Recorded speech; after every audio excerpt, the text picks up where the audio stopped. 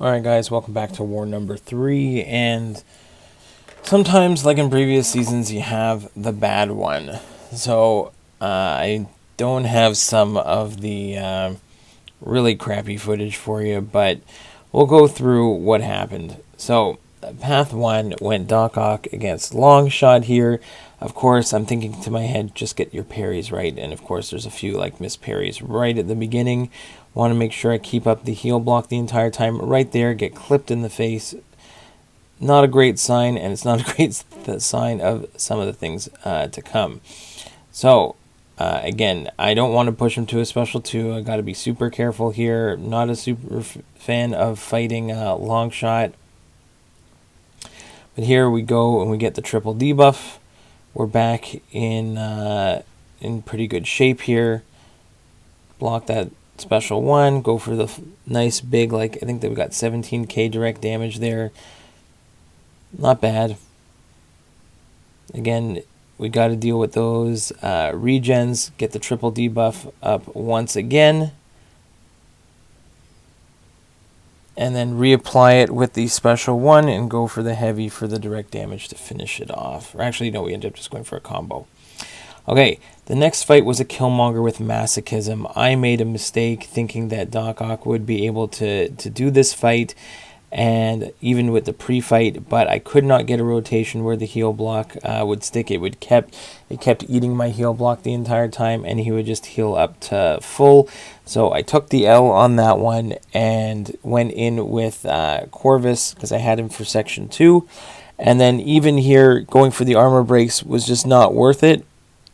So I just ate the reverb damage and just played this one without putting any debuffs on him whatsoever.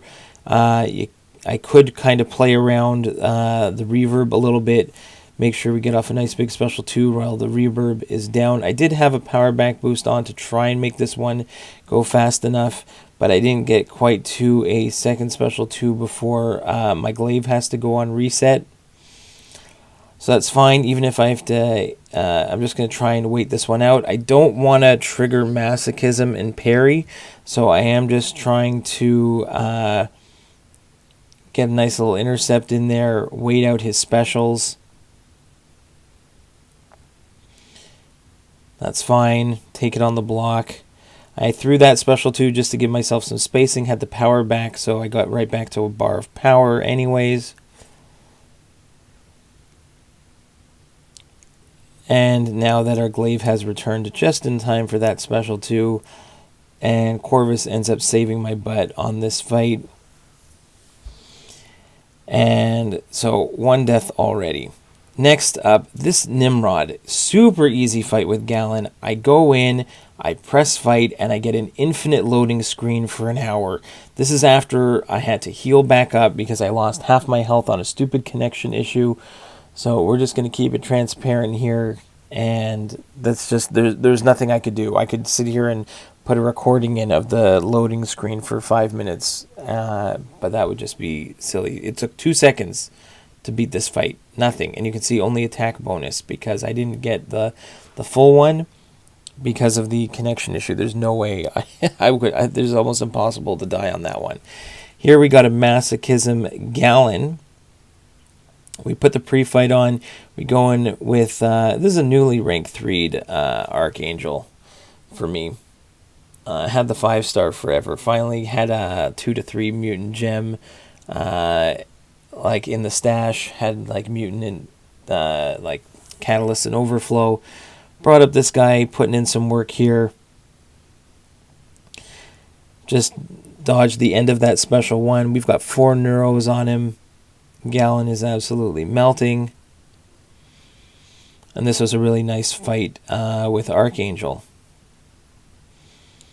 Next up, we'll keep the AA train going. We've got a Quicksilver mini. This is the one with the root, like Scared Stiff, Power Focus 2, and Bubble Shield.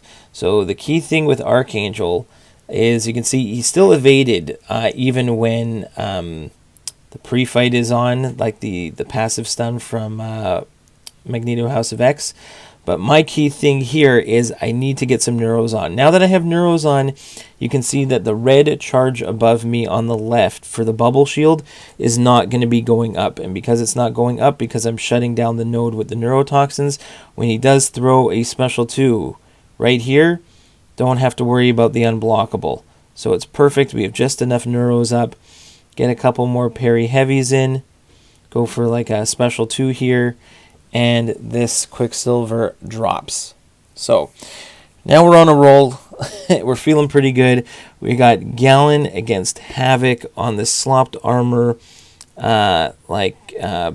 It's almost like it's vigor. If a buff is nullified, he's going to get a regen. If he has a regen, he's going to be unblockable. We are immune to nullify, so we don't have to worry about the node at all. I just have to worry about Havok in general. So I do just try to get a couple buffs up as I can. Havok, I'm not great at reparrying, so I'm going to go ahead and throw the heavy to counter his heavy. Go into my unblockable special 1, and the first half of him is down.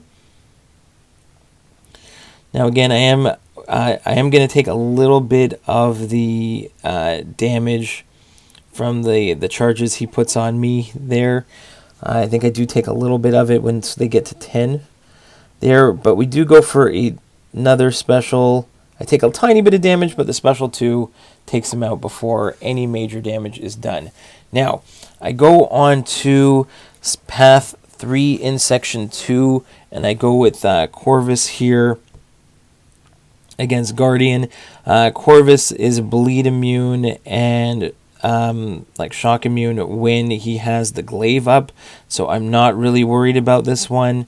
Of course, I am gonna take, even though I can, like last war, I think I evaded his special like 10 times in a row. This time I get clipped right away. Now, while I finish up this fight, I was supposed to take path 1 in section 2. There was an anti-venom on node 30. I thought I had a counter that would work. I completely misjudged it. I died on it. I tried to nuke it with Galan. Took out like 3/4 of his health, or 2/3 of his health maybe, and then he healed back up to full. I could not get it down. I had to send someone in with backup who was able to quake it and ended up taking the rest of the fights on that path. So I didn't have path 1 in section 2. I got my butt kicked. But I was pretty pissed about that. But you know what? Sometimes shit happens. And here we don't have to worry too much about this Surfer here. Again, if he does get an armor up, it would apply a shock. We're immune to shocks with the glaives.